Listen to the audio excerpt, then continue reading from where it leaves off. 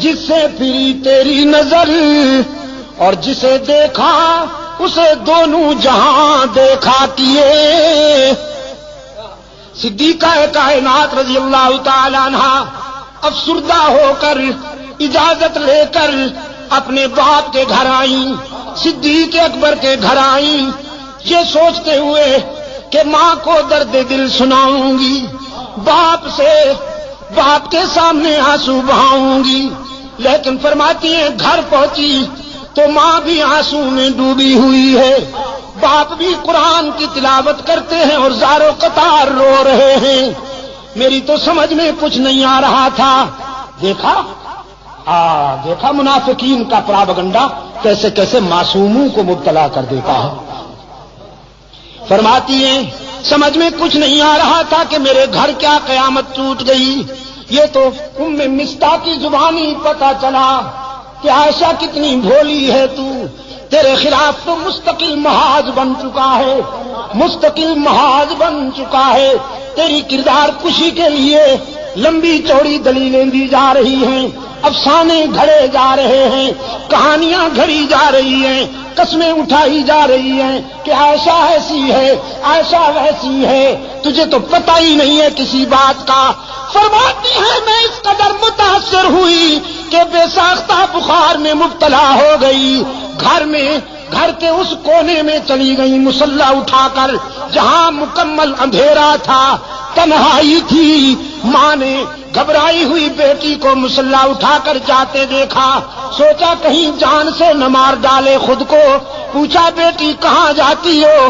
عائشہ نے کہا چپ رہیے، گھبرائیے نہیں، ہائی کورٹ تو ناراض ہو گیا ہے، ذرا سپریم کورٹ کا دروازہ کھٹکھٹانے جا رہی ہوں، اب اس کے دروازے پہ آنسو بہانے جا رہی ہوں جہاں آدم روتے ہیں، زکریا روتے ہیں، ابراہیم روتے ہیں، یونس روتے ہیں، اور سب کے آنسو پوچھے جاتے ہیں۔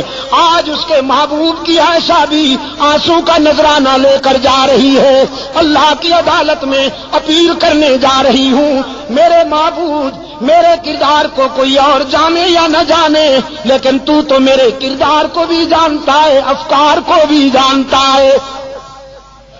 یہاں عائشہ نے آنسو کی برسات میں اللہ کی عدالت میں اپیل کر دی، وہاں رحمت عالم صلی اللہ علیہ وسلم نے صحابہ کا اجلاس بلا لیا، صحابہ کا اجلاس بلا رکھا ہے، میرے آقا نے فرماتے ہیں بتاؤ کیا کروں، عائشہ کے معاملے میں رائے دو، کیا کروں؟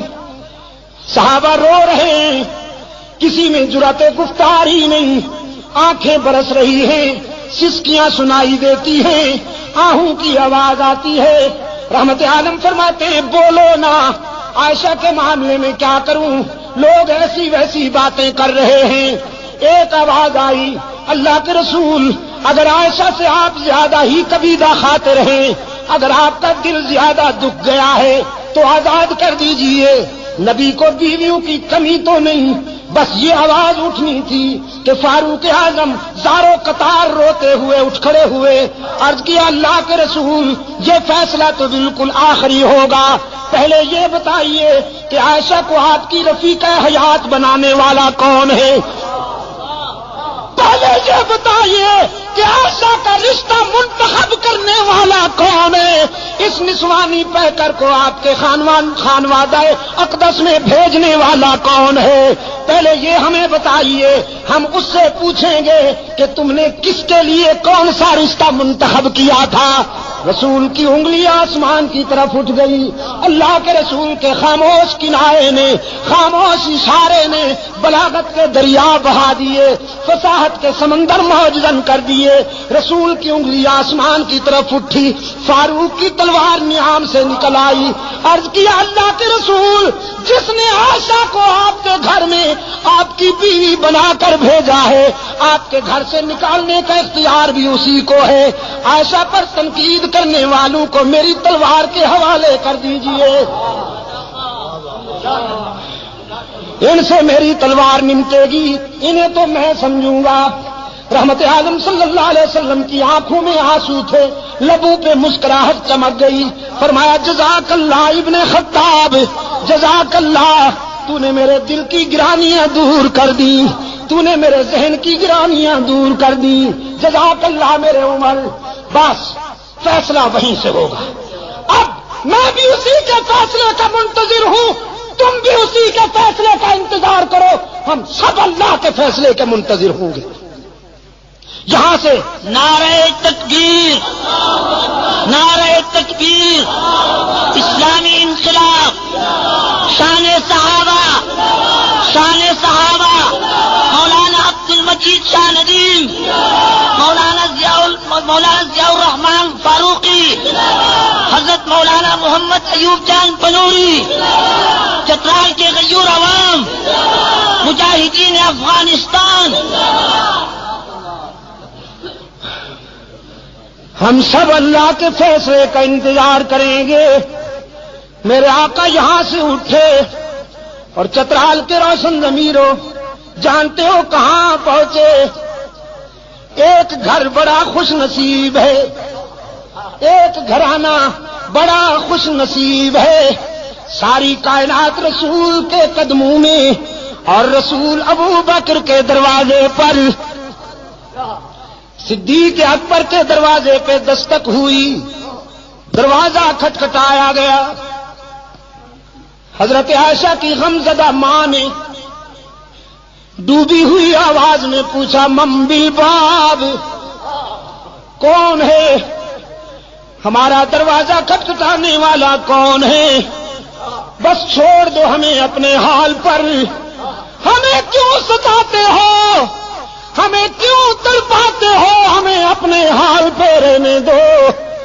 باہر سے کوثر و تسنیم میں دھلی ہوئی آواز بلند ہوئی، ابو بکر کے گھر والوں دروازہ کھولو نا، تمہارے دروازے پہ آسمان رسالت کا سراج منیر آیا ہے، عبداللہ کا یتیم آیا ہے، محمد عربی آئے ہیں، دوڑتی ہوئی آئی ہے۔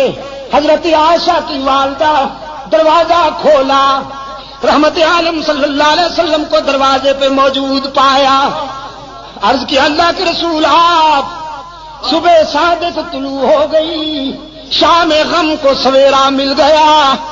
رحمت عالم صلی اللہ علیہ وسلم نے فرمایا باقی باتیں بعد میں، پہلے یہ بتاؤ میری عائشہ کہاں ہے؟ عائشہ کہاں ہے؟ اور حضرت عائشہ فرماتی ہیں میں اپنی والدہ اور اپنے آقا کے الفاظ سن رہی ہوں، میرے دل نے تقاضا کیا کہ اٹھوں اور دامن رسول سے چمٹ کر جی بھر کے رو لوں، سارے دل کا بوجھ اتار دوں، لیکن پھر میرے ضمیر نے میرے قدم روک لیے۔ کہاں جاتی ہو؟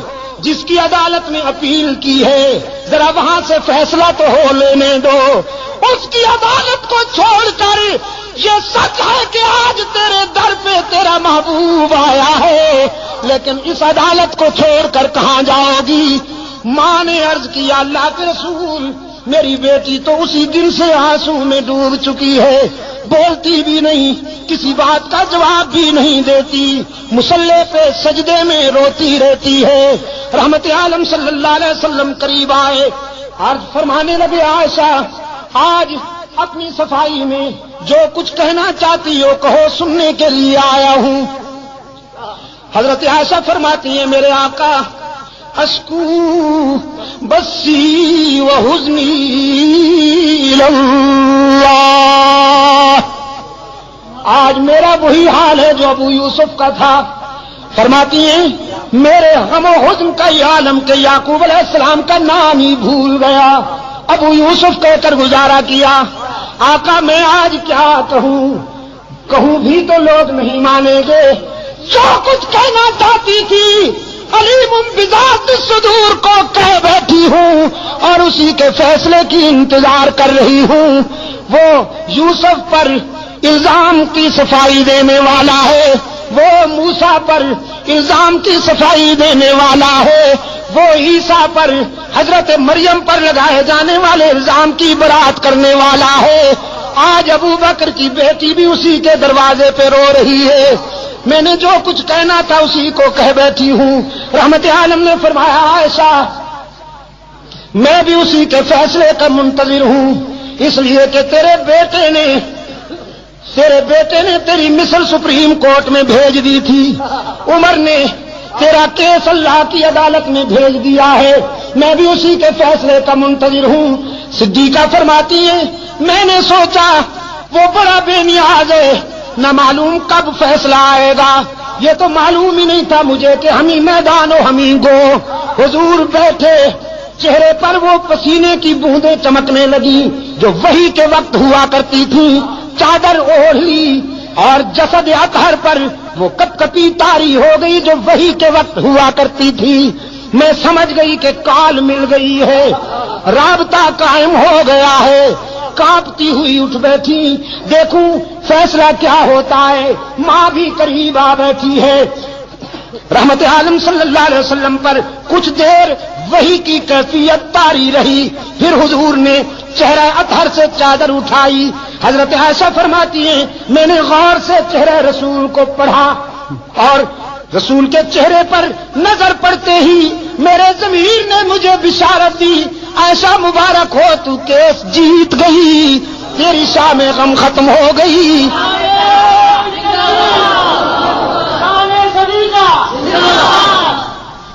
اس لیے کہ رحمت عالم صلی اللہ علیہ وسلم کے چہرے پر غم و حزن کے آثار غائب تھے، راحت و مسرت کا سویرا چمک رہا تھا۔